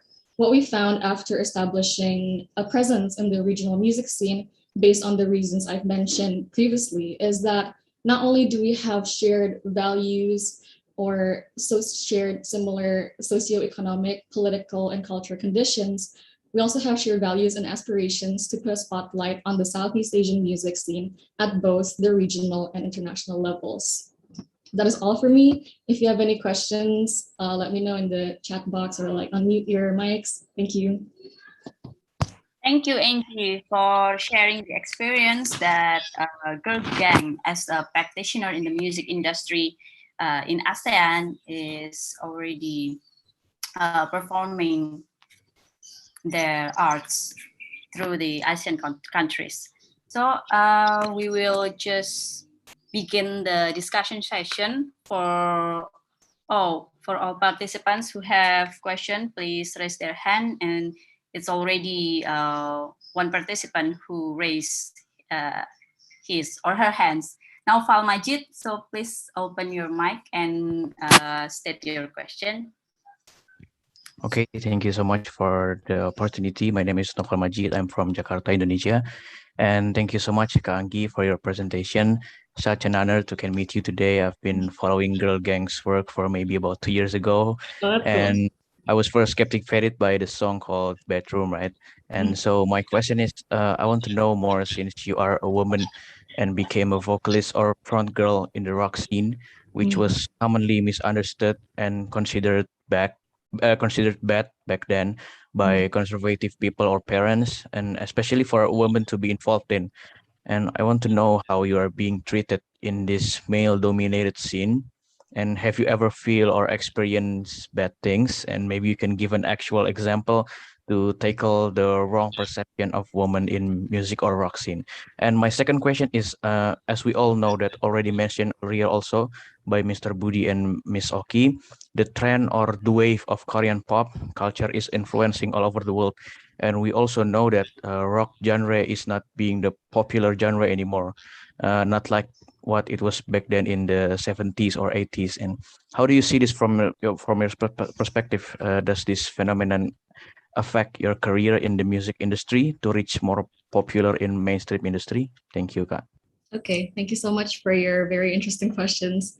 To answer the first question, being a girl in a male-dominated scene can be pretty difficult, as like I've had like a number of experiences where I was catcalled on stage a couple of times, and those two experiences were really terrible. And a way that I had to like stand up for myself was by kicking them.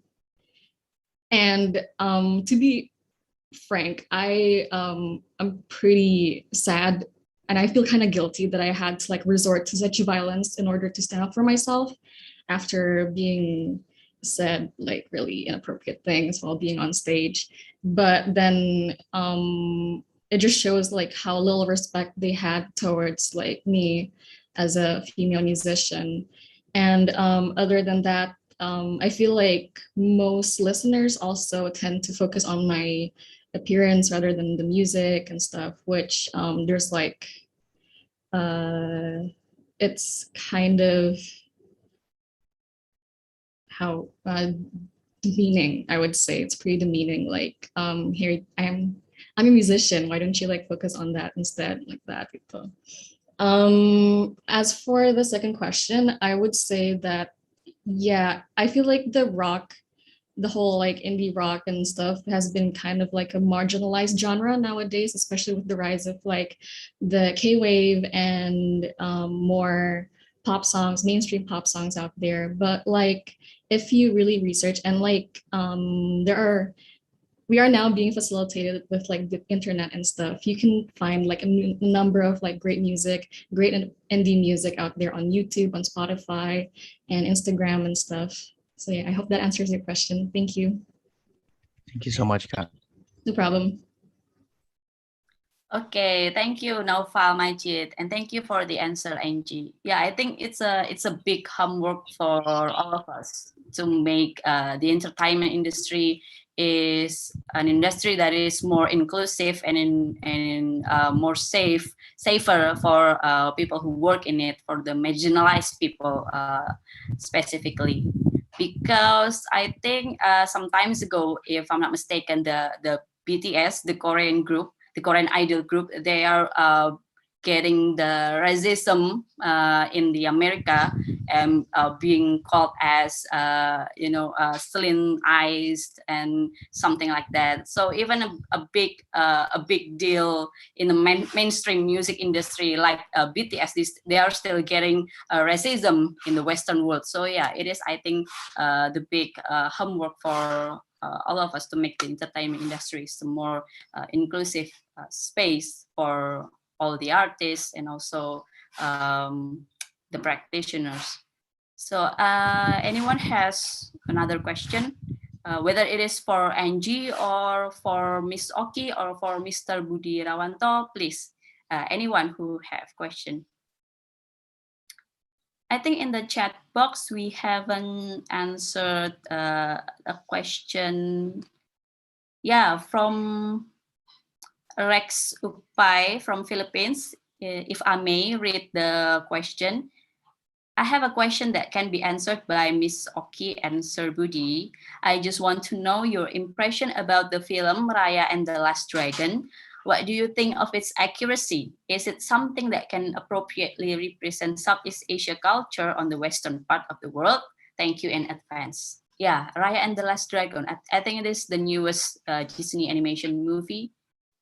Miss Oki or Mr. Budi, who would like to answer?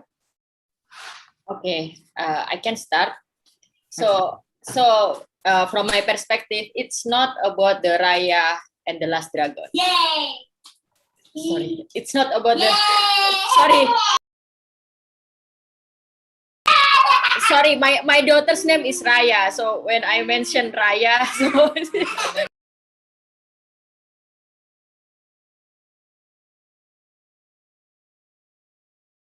my daughter's name is Raya. So when I mentioned Raya and the Last Dragon, so yeah. So I believe it's not about Raya and the Last Dragon. It's about the question of the representation itself. When we're talking about the pop culture and representation, it's always become a big issue since a long time ago. So it's not the recent condition, but since the long time ago, since the beginning of colonialism, or even before the colonialism began, when the Western create story about the region, about the Southeast Asia, about the what they call it as the Orient, that will be biased. So it's not one or two products that we should discuss, but we should discuss how we, from the region, can give alternative narration that represent ourselves. I believe until the next 10 years or in the next 20 years, all film produced by Hollywood about our society will be biases, because it's not easy work to change their perspective, to change their reference, to change their imagination about our society, about our region. All their knowledge about our society is already there. It's already existed for a long time ago, and it has been socialized through the book, stories, and they consume it. And when after they consume it and they produce new product, they will just repeat. Of course, we can notice there is a progress, like there is acknowledgement about the colonialism, there acknowledgement about racism, but still the bias still exists and will continue if we don't produce other alternative narration from our perspective. Okay, thank you, Ms. Oki. Mr. Budi, do you have any response toward this question? Okay, thank you, Jeff, for raising this question. First, I think since Raya and the Last Dragon produced by the big media conglomerate Disney, I think it's easily for us to to be suspect that this is a bit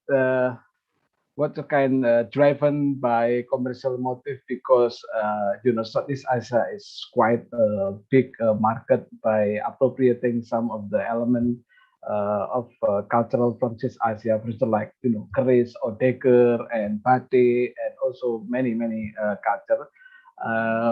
Someone who critical about this film probably said that, oh, all this Southeast Asian element is just simply a token. It's not really essential of this story and so on. But I think, in my opinion, film is a representation. A film never mirror the true reality. The point now is what kind of framework when someone produced or directed a film. I think in some way this film contribute to together some of the talent in Southeast Asia in terms of the music, in terms of the voiceover and so on. Is also involved some of the Southeast Asian talent as well. But of course, we cannot avoid any bias, of course. But I think this film should encourage Southeast Asian film maker to collaborate each other in terms of like music composition, or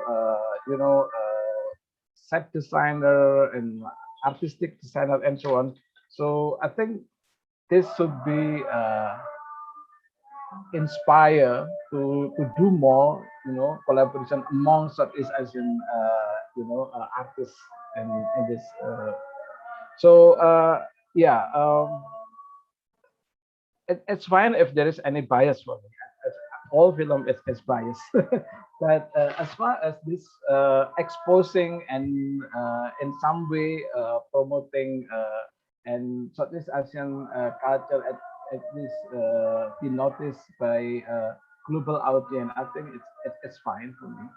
And I think now it's all Asian film getting recognized at least from Academy Award, the film director from China, and then now I think in the last recently Locarno Film Festival, right, in Switzerland, also give the prestigious award to Indonesian film directed by Edwin, this adaptation of Eka Kurniawan novel.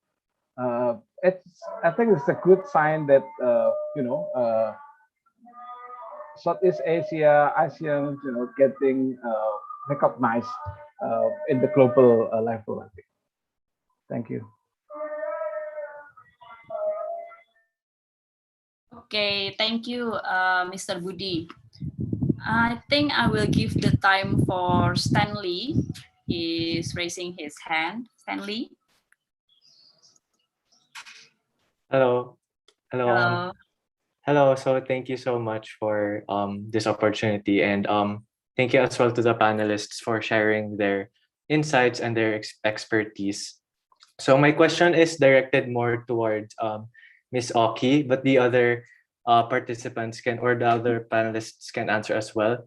So my question is more about literature. That's why I'm also asking Ms. Oki as a writer.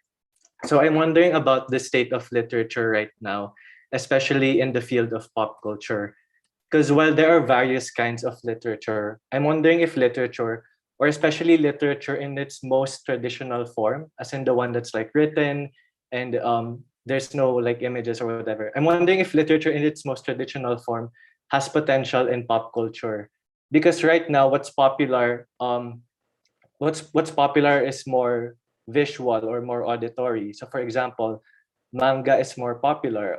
There's also and also in the context of Japan um manga and anime, and there's also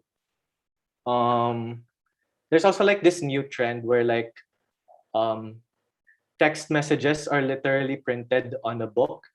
Like I know there's like this Shakespeare series where they digest Shakespeare content into text messages so that it's more readable. Um, and then if ever like a work of literature is published in its most traditional form and it becomes popular, like eventually film or television industries would use it and transform it to film or television. So for example, Together, the series from Thailand, which is super popular in Southeast Asia, was actually was originally a novel. So because of because of this context where we're more visual or auditory, and we're highly reliant on sensory forms compared to that of the imagination, which literature incites. I'm wondering about the place of traditional literature in pop culture. So my question is essentially, do you think that traditional literature still has a place in pop culture, or should literature adjust to the demands of pop culture and be more, for example, hybrid, for example, be more something like manga, or incorporate more visual elements or something? Thank you so much. Okay, may I answer? Yes, please. It's okay. Okay, Stanley, thank you for the question. First, so long time ago, there was the first radio. Radio has been created, and then television, and then now internet, and now social media. So what I want to say is literature, book has always been challenged by the new form of media. It's not new phenomenon since the beginning of the radio, television, film, and now technology. So the problem now is how the creator, I'm a novelist also, I'm a book writer, so it's not, it's like not to myself, how the creator, how to write, how writer can be not only adaptive, but also innovative. Innovative means, yes, you can use the traditional form of literature, which is book, which is novel, poet, short story, but how you promote it to your audience, it needs creativity. It needs adaptation with a new medium. So we should use internet, we should use social media to introduce our work, to popularize our literary work, so the younger generation can familiar with that. That's what I myself do with my project OMG My Story now. So in the form of comic, for example, I take one poem from a famous figure of Indonesian literati, and then from the poet, I translated into a visual work, because I realized this is now the generation, the internet generation, very dominated by visual. They always see a video or picture or Instagram content. That's why when I use comic as a medium to generate ideas and to promote literary works, it can be a bridge. It can be bridging the traditional form of literary work to the new audience. So we don't need to eliminate the form of traditional literature, even though we use the term of traditional literature to make it easier because it's very debatable to say it's traditional. But so we can keep that form, but how we introduce it, how we promote it to the audience that need innovation and need creativity.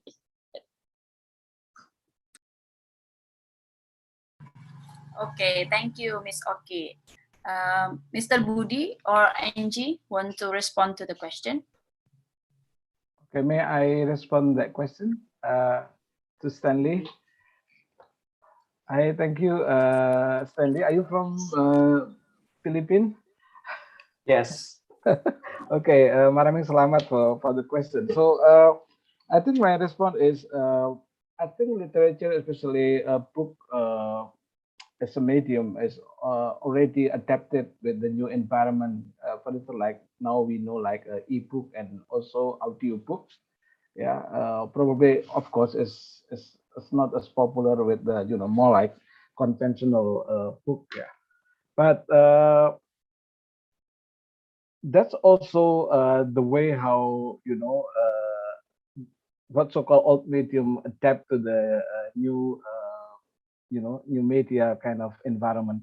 For instance, like film, I think Mbak Oki already mentioned about the film adaptation. I think there are two things about film adaptation, especially literature adapted into film. Of course, some of the loyal reader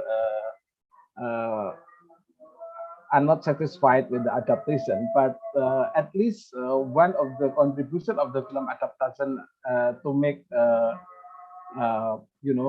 particular literature popular among especially the new kind of reader or audience. I give you an example, after Hanung Bramantyo, Indonesian film director, adapted Bumi Manusia, The Earth of Mankind, written by Pramudia Anaratur.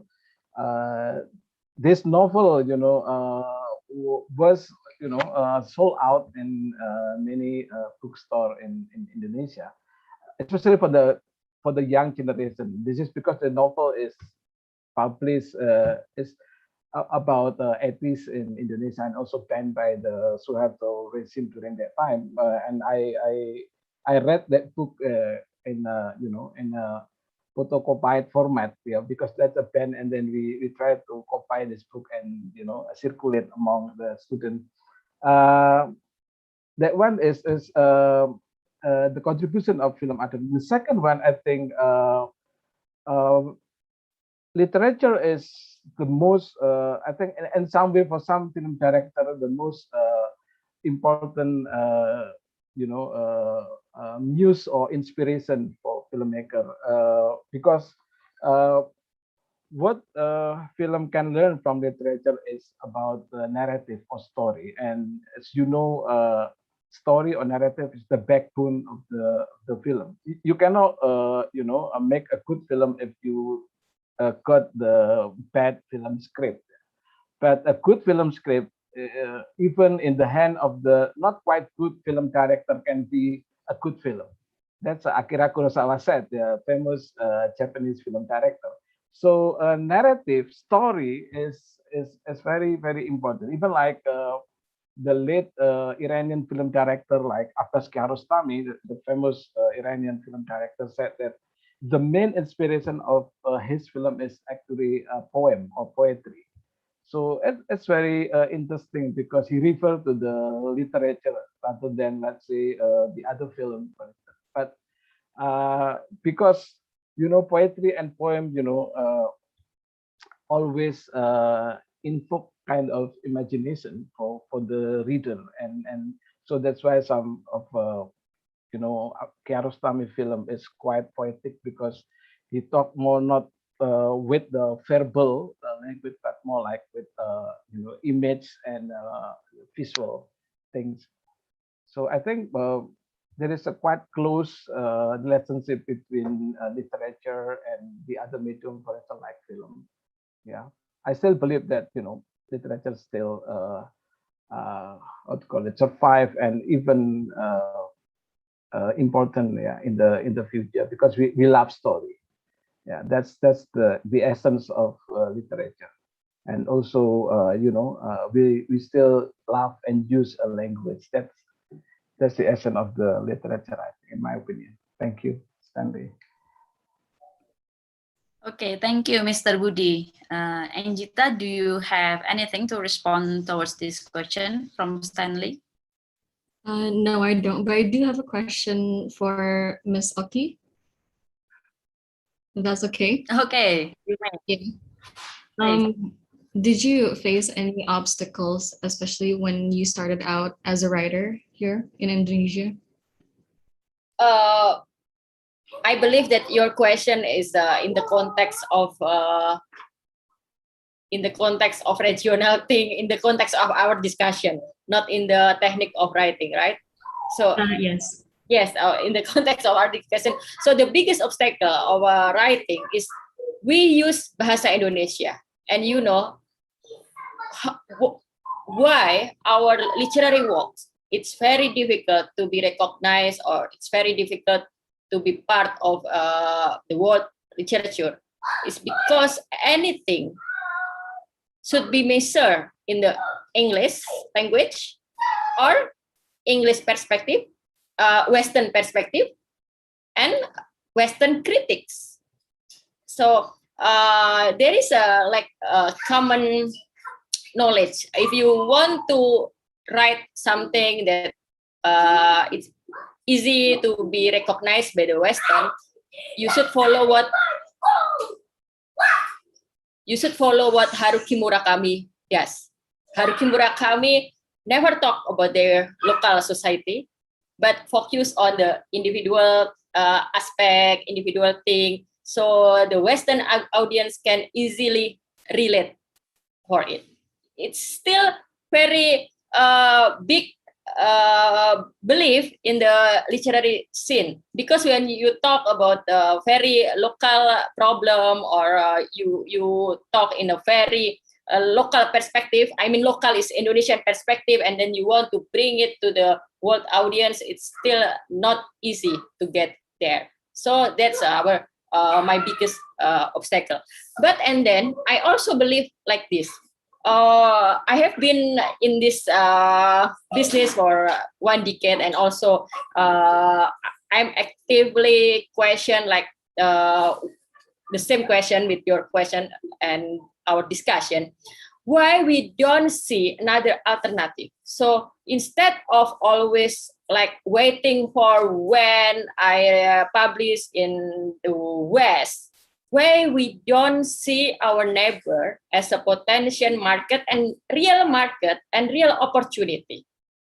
This is the time for us to be significant in our region, instead of just to be a local artist, local star in our local community, and then we are hoping to be mentioned by the Western, where we don't take a significant role, significant action in our region.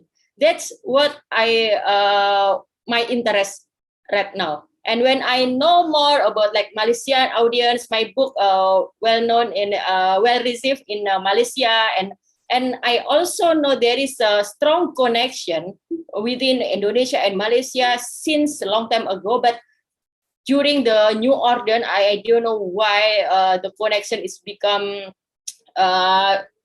We like forgetting each other. We never read each other. That's the time to make strong connection between us. So it will be enough, strong enough to be significant in our region. And then the Western, there will be no option except to recognize our work. That's my answer. Thank you, Anjita. Thank you too. Okay, thank you, Miss Oki. Here is actually another question for Miss Oki from Heng Maradi in Cambodia. Miss Oki, is the collaboration between artists, writer in the region between artist and writer in the region will be bring more impact on the sense of belonging to people and what they should do to engage more people in the future. Yes, I really believe with that, because what? Because you only can do collaboration if you learn of each other. It's impossible to make work together if you don't know each other. You don't need to meet in person. There's Zoom, there is technology, but it's necessary to learn of each other. So if I want to collab with let's say Cambodian writer, I should read his work before. I should learn his ideas. I should learn his vision. So before we talking about the big audience or message, we can talk about the creator itself. If we never know each other, it's impossible to do collaboration. And when we create work together, when let's say when a film produced by a Cambodian producer and the director is from Singapore and the actor is from Indonesia, it will be the region's film. It will be a 3 countries film. It will be our film together. So when we produce a product together, we will own it together. It means that we belong to each other and we feel we part of each other. And when we introduce the film to our audience, we also introduce creator from other countries. We also promote the works from other countries in the region. Yes. Thank you. Okay, thank you, Ms. Oki. Fadila Rahma, she has raised her hand, so please, you can open your mic to state the question. Right, thanks, Ms. Masito, for the time and the opportunity. I would like to ask the questions to Anggi. I also like Gorgang's songs a lot. The love song is my favorite. And I would like to ask the questions to you about, like, it's a quite general. I'm just wondering, what's the biggest challenge? It's actually echoing your questions to Ms. Oki. Like, what's your biggest challenge for your band as a rising indie pop band in Indonesia? As well, you know, like in this pandemic situations that has happened forever. And from your presentations as well, my second question is that you told us that you will be focusing on the ASEAN market first and then probably jump to the Western market. But like, also we know that some of the Indonesian musicians also actually go jumping directly to the Western market. And then they actually have the capacity to influence ASEAN and Indonesian markets eventually. So I would like to know your opinion about this. Thank you. Thank you so much for your questions. So to answer the first question, the biggest challenge of being an indie pop band here in Indonesia, I guess, because most of our peers write in Bahasa Indonesia, there is a language gap because most of the songs, no, all of the songs that we make are in English. I think that's a that's an important, that's a significant challenge. But then again, like it's, I guess because like our music is also easy to listen to. That's why the language problem isn't really a big deal. And the pandemic that's going on right now, of course, have stopped us from touring to a bunch of places. Like we were due to perform in America last year in South by Southwest, but then the lockdowns happened. We can go, but we ended up performing online for them. And we had a string of like Southeast Asian tours as well planned. And that was, it was a bummer, to be honest. And the second question was that why do we focus more on the ASEAN market first, right? And why there are several Indonesian artists that tend to jump through straight to like the Western market because the Western, that area tend to have like a bigger influence in Southeast Asia and like Asia Pacific, right? Is that your question? Yeah. Okay, it's because like we decided to focus on ASEAN first because we see the potential that this region have, like culturally, musically and stuff. And we want to be, it's like a very first step for us in our musical career to have such a presence in Southeast Asia first. Like, for example, Pham Thimprit, I'm sorry if I pronounced it wrong, but like that's how he began first, like by being the Southeast Asian artist first, and then before jumping into the Western market. We want to establish that first. So would have more like some sort of influence, I guess, like greater influence in the region, and to market as like Southeast Asia as like a very, as a very, it's a very rich music environment and stuff. If that makes sense. Thank you. Thank you. Okay, thank you so much, Fadila, Rahma, and also Angie for the answer. Okay, unfortunately, we have reached the time limit of our discussion. So I will give the chance for our three panelists to give their closing statement here. Perhaps we can start from Mr. Budi. Please give your closing statement. Okay, I don't know how to to make a closing statement. I think we should imagine Southeast Asia as a collage. If I can use a metaphor rather than as a unicorn or as a, because unicorn is invented fantasy creature. Yeah, for me, Southeast Asia is real. We have people, we have place, we have culture and so on. So if you look at Southeast Asia as a collage, so we can see some uniqueness in terms of culture and the dynamic of interaction among Southeast Asian people and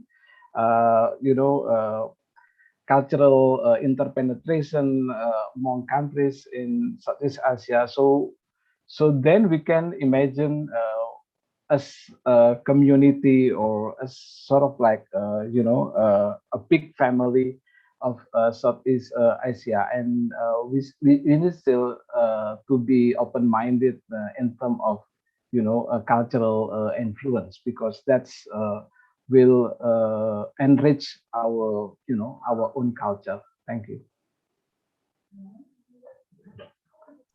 Okay, thank you, Mr. Budi. Ms. Poki, please for the closing statement.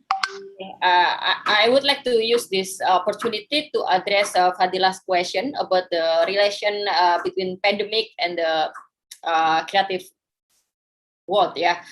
So pandemic hits every industry, including book industry, film industry, music industry, but also open our eyes about there is no difference whether I am in Singapore right now, whether you are in Cambodia, you are in Vietnam or in the Philippines, in the small village in Java or even in Papua, there is no difference. So we realized that, and we are forced by the pandemic to be adaptive and innovative and to use technology to create something to pass all the obstacles. And I think that's the key to create ASEAN as the real community, to create ASEAN as the real collaboration for the creator, for the artists, for the writers, because there is no limitation anymore. So we should start now in the pandemic era. Thank you. Thank you, Ms. Oki. Ms. Anjita, please give your closing statement. That ASEAN is great, and it's something that should be proud of. Yeah. Thank you. Okay, for all participants, it is actually a really interesting topic. And if we are talking about pop culture in Southeast Asian country, I think 2.5 hours is actually not enough. But another discussion, I think, should be delivered by the forum, perhaps in another chance, in another times. So yeah, because there are so many issues if we are talking about the pop culture in Southeast Asia. there are the issue of language. Ms. Oki and Anjita has already addressed it, and then there is issue of marketing. There is issue of soft power and domination, and the struggle of the artist, and many more issues. So yeah, it is actually a never-ending issue if we are talking about the pop culture in Southeast Asia countries. So I think that's it for our discussion today in this lecture. I think I will give the forum back to our host, Ali, Mr. Ali. So yeah, thank you so much for the opportunity. Thank you so much for the participation. Thank you so much for Mr. Budi, Miss Oki, and Miss Anjita for this opportunity. And yeah, good afternoon, I think. Please, Ali. Thank You're you. welcome. Thanks, everyone. Thank you Yeah, so much. Thank you so much for all of the speakers and the moderators.